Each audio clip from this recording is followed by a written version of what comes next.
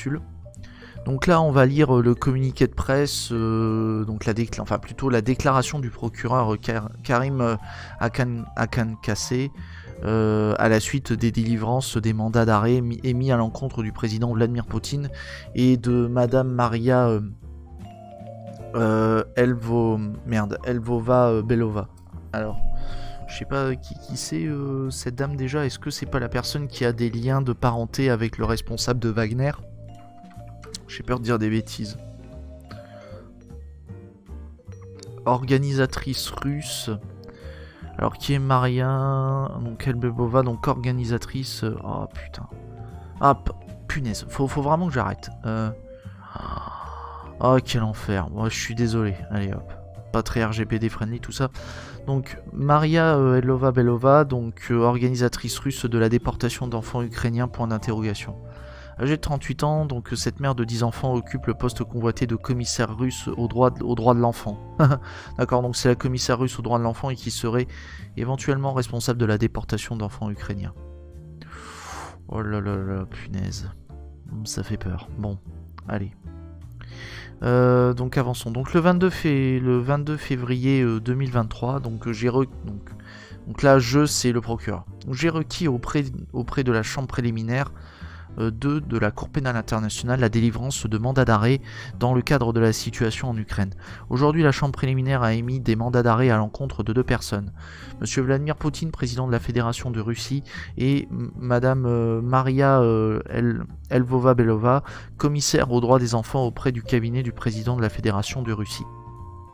Sur la base des éléments de preuve recueillis et analysés par mon bureau à la suite des enquêtes indépendantes qu'il a menées, la chambre préliminaire a confirmé qu'il existait des motifs raisonnables de croire que la responsabilité pénale du président Poutine et de Madame Elvova-Belova était engagée concernant la déportation illégale et le transfert d'enfants ukrainiens de zones occupées en Ukraine vers la Fédération de Russie, en violation des articles 8-2A 7e et 8.2-A 8e du statut de Rome. Parmi les faits identifiés par mon bureau figure la déportation d'au moins plusieurs centaines d'enfants enlevés dans des orphelinats et des foyers pour enfants. Selon nous, nombre de ces enfants ont depuis été confiés à l'adoption dans la Fédération de Russie. La loi russe a été modifiée par décret présidentiel émis par le président Poutine afin d'accélérer la procédure d'octroi de la citoyenneté russe, facilitant ainsi l'adoption de ces enfants par des familles russes. Mon bureau fait valoir que ces actes, entre autres, démontrent l'intention d'éloigner définitivement ces enfants de leur propre pays.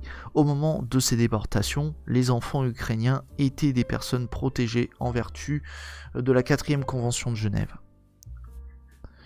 Ouais, c'est quelque chose, quoi.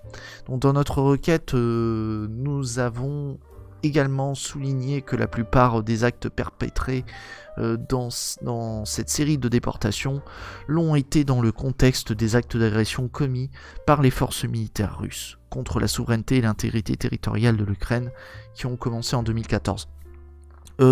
Petit point d'arrêt, il me semble qu'il y avait eu une tentative, donc il y avait une affaire, il me semble, devant la Cour européenne des droits de l'homme. Donc Cour européenne des droits de l'homme, déportation Russie.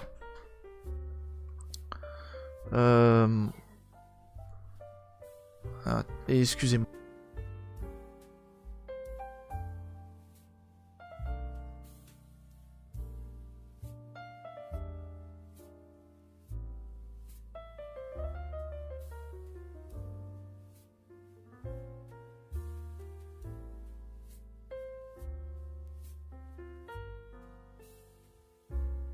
Veuillez m'excuser pour cette brève interruption. Du coup, j'en étais où? Oui, je disais qu'il y avait... Alors attends, faut juste que je retrouve... Donc je crois, il me semble qu'il y avait une affaire avec la Cour européenne des droits de l'homme. Alors je vais juste essayer de remettre la main dessus. Donc UDOC, je regarde si c'est possible. Regarde si c'est possible de mettre la main dessus. Alors si je mets déportation Ukraine,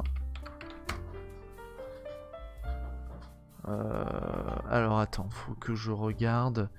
Alors en date à mon avis, les plus récents. Déportation 2022. Adoption peut-être. Je crois que ouais, c'était adoption. Adoption Ukraine-Russie. Normalement il y avait quelque chose. Et salut Nal. Ah punaise, je l'ai mal noté. C'est toujours pénible avec... alors LB Hongrie, non, c'est pas ça. Ah, fait suer. C'est pas possible. Ah si, je crois que c'est ça. Examen préliminaire. Je crois que c'est Non, c'est pas Makaté contre Lituanie. Je crois que c'est celui-là. Alors attends. Ah non, c'est pas adoption. Ah, fait suer, zut. Bon. Bah écoutez, je retrouve pas la décision, mais il me semble qu'il y avait une affaire devant la Cour européenne des droits de l'homme, et je crois que ça avait été déclaré irrecevable. À vérifier. J'ai un doute, mais je pensais que j'allais la retrouver, mais finalement non. Alors, j'en étais où? Donc, dans le communiqué de presse. Alors, nanana, mon bureau, notre enquête, voilà. Donc, en septembre de l'année dernière, je me suis adressé au Conseil de sécurité des Nations Unies en soulignant le caractère prioritaire par mon bureau de l'enquête sur la déportation illégale dont auraient été victimes des enfants ukrainiens. L'impact humain de ces crimes était également manifeste lorsque je me suis tout récemment rendu en Ukraine sur place. J'ai visité l'un des foyers où certains enfants auraient été enlevés, tout près des actuelles lignes de front du conflit. Les témoignages de ceux qui prenaient soin des enfants et leurs craintes de ce qui leur était advenu ont mis en exergue le besoin urgent de passer à l'action. Ah, c'est vraiment pas évident à lire. Moralement parlant, c'est vraiment c'est pesant quoi. Nous devons veiller à ce que les responsables des crimes présumés répondent de leurs actes et à ce que les enfants soient rendus à leur famille et à leur communauté. Comme je l'ai déclaré à l'époque, nous ne pouvons pas permettre que les enfants soient traités comme de simples butins de guerre, ce qui est malheureusement le cas. Depuis ma prise de fonction en tant que procureur, je n'ai cessé d'affirmer que la loi devait protéger les personnes les plus vulnérables qui sont sur les lignes de front et que nous devons également veiller à ce que les expériences vécues par les enfants lors de conflits soient une question prioritaire dans notre travail. À cet égard, nous nous sommes efforcés de nous rapprocher des communautés, de recourir à des outils technologiques de pointe et surtout d'établir des partenariats innovants à l'appui de notre travail d'enquête.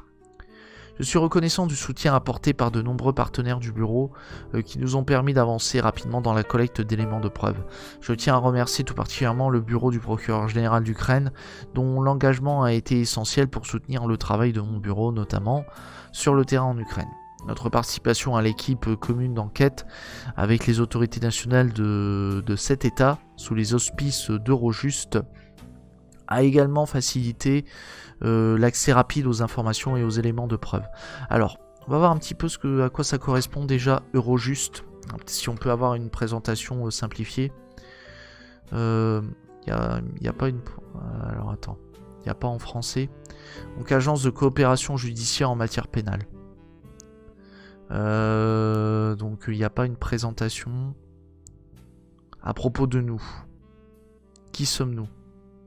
Donc Eurojust, l'agence de l'Union Européenne pour la coopération en matière de justice pénale, est un centre unique basé à La Haye, aux Pays-Bas, où les autorités judiciaires nationales travaillent en étroite collaboration pour lutter contre la grande criminalité transfrontalière organisée.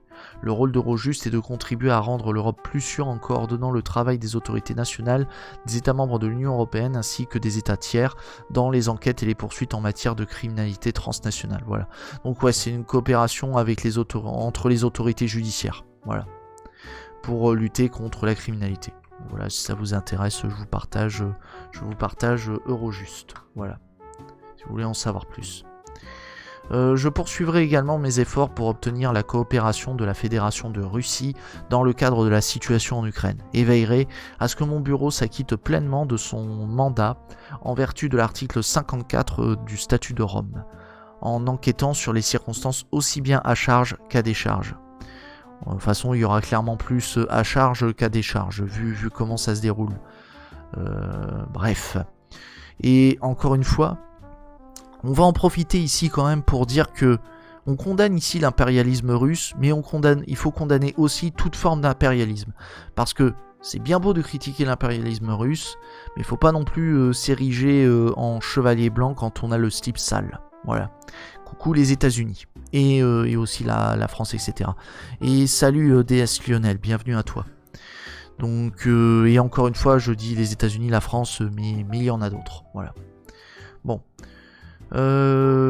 Aujourd'hui, une première étape concrète a certes été franchie dans la situation en Ukraine, mais mon bureau continue à explorer de multiples pistes d'enquête liées entre elles. Comme je l'ai déclaré en mai dernier, lorsque j'étais à Boutcha, l'Ukraine est une scène de crimes qui englobe un large éventail de crimes internationaux présumés. Nous n'hésiterons pas à soumettre d'autres demandes de mandat d'arrêt lorsque des preuves l'exigeront. Alors on va peut-être en profiter aussi pour faire un petit tour du côté de la justice pénale, voire très rapidement. Donc une petite présentation rapide de la Cour pénale internationale.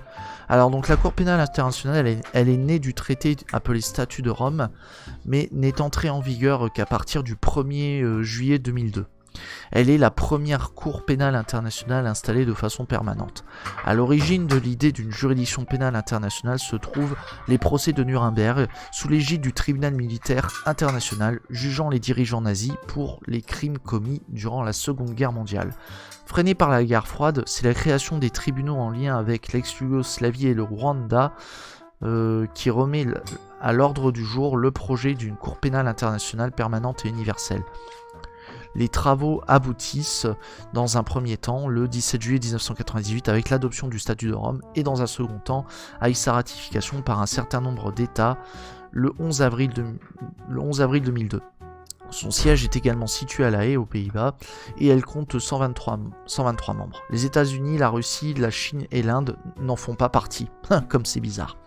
En plus du nombre limite d'États signataires au traité, les choix judiciaires pris par la Cour sont souvent guidés par des enjeux diplomatiques. Alors, est-ce qu'on a... alors, les décisions sont-elles contraignantes ? Alors, donc, de la même façon, donc, les décisions de la Cour pénale internationale sont juridiquement contraignantes pour les parties concernées. Ainsi, en ne respectant pas les mesures conservatoires du 16 mars 2022 prises par la Cour, ordonnant à la Russie de suspendre immédiatement ses opérations militaires en Ukraine, cette dernière viole ses obligations internationales. La reconnaissance par la Cour internationale de justice d'une violation du droit russe en droit international induit la nécessité de verser des réparations. Toutefois, la Cour pénale internationale, tout comme la Cour internationale de justice, ne dispose pas de ses forces, de ses propres forces de police, c'est-à-dire qu'elle est dépendante de la bonne volonté des États. Il y a le problème. La coopération des États avec la Cour pénale internationale s'avère donc nécessaire à l'exécution de ces décisions, arrestation, transfert, gel des avoirs. C'est pourquoi l'article 86 du Statut de Rome met en avant une obligation générale de coopérer pour tous les États parties. Voilà. Bon, là, on a une présentation assez... comment on appelle ça ? On a une présentation assez rapide. Après, je pense que j'aurai pas le temps d'aller un peu plus loin. Voilà. Donc là, du coup, on va arrêter la capsule. J'espère que ça vous a intéressé, les juristes de YouTube. Et on se retrouve pour d'autres capsules. Allez, à plus!